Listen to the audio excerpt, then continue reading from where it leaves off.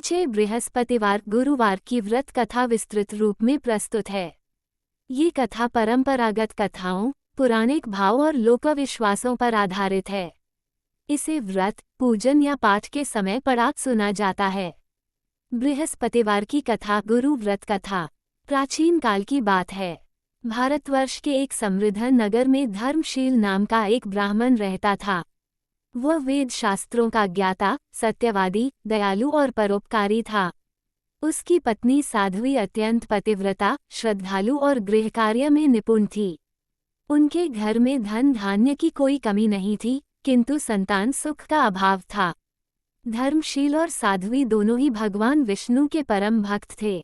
वे प्रतिदिन प्रभातकाल उठकर स्नान ध्यान करते, पीले वस्त्र धारण करते और विष्णु सहस्रनाम का पाठ करते। विशेष रूप से वे बृहस्पतिवार को भगवान विष्णु और देवगुरु बृहस्पति की पूजा अवश्य करते थे। गुरु की महिमा। देवताओं में बृहस्पति को ज्ञान, धर्म, नीति, विवेक और शुभता का कारक माना गया है। जिन पर गुरु की कृपा होती है, उनके जीवन में दरिद्रता, अज्ञान और दुख नहीं टिकते। शास्त्रों में कहा गया है, गुरुर्ब्रह्मा गुरुर्विष्णु गुरुर्देवो महेश्वरः, अर्थात गुरु ही ब्रह्मा, विष्णु और महेश हैं। ब्राह्मण की परीक्षा। एक दिन धर्मशील के नगर में अकाल पड़ गया। वर्षा न होने से खेत सूख गए, व्यापार ठप हो गया और लोग भूख से त्रस्त हो गए। धीरे धीरे धर्मशील के घर की समृद्धि भी समाप्त होने लगी। सोना चांदी बिक गया, पशु चले गए और अंततः खाने को भी कठिनाई होने लगी।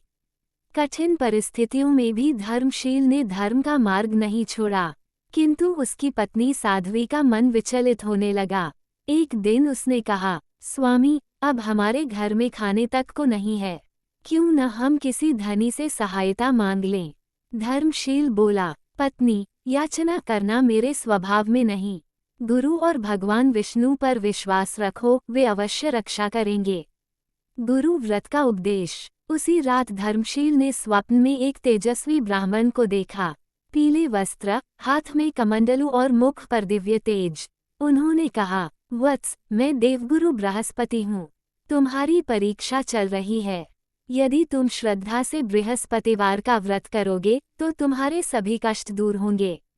प्रातः धर्मशील ने ये स्वप्न अपनी पत्नी को बताया। साध्वी ने पूर्ण श्रद्धा से व्रत करने का निश्चय किया। व्रत की विधि। अगले गुरुवार दोनों ने स्नान कर पीले वस्त्र धारण किए। घर की सफाई की गई। पीले पुष्प, चने की दाल, गुड़, हल्दी, केला और पीला मीठा भोजन बनाया गया। धर्मशील ने भगवान विष्णु और देवगुरु बृहस्पति की प्रतिमा स्थापित कर मंत्रोच्चार किया। ओम बृन बृहस्पते नमः। संध्या के समय कथा सुनी गई और प्रसाद बांटा गया। कठिन परीक्षा। व्रत के दौरान एक पड़ोसी स्त्री साध्वी के पास आई और बोली, बहन, मेरे घर में अन्न नहीं है, बच्चों को भूख लगी है। साध्वी के पास स्वयं बहुत कम अन्न था, फिर भी उसने प्रसाद और भोजन उस स्त्री को दे दिया। वह स्त्री वास्तव में देवगुरु बृहस्पति की ही परीक्षा थी। गुरु की कृपा। कुछ ही दिनों में चमत्कार होने लगा।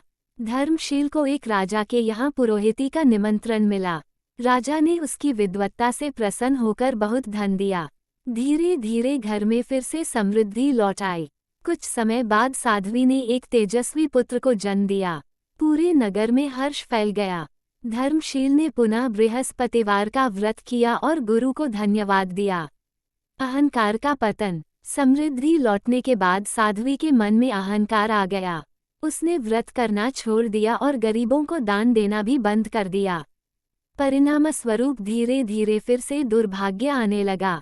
पुत्र बीमार रहने लगा, धन नष्ट होने लगा।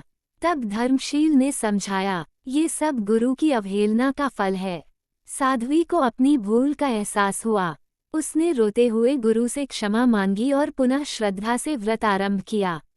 अंतिम संदेश। देवगुरु बृहस्पति प्रसन्न हुए और स्वप्न में बोले, जो व्यक्ति श्रद्धा, संयम और दया से बृहस्पतिवार का व्रत करता है, उसके जीवन में ज्ञान, संतान, धन और सुख की कभी कमी नहीं होती।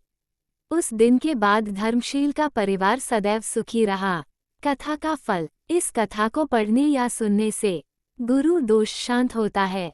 विवाह और संतान संबंधी बाधाएं दूर होती हैं। धन, विद्या और यश की प्राप्ति होती है। जीवन में धर्म और सद्बुद्धि आती है। यदि आप चाहें तो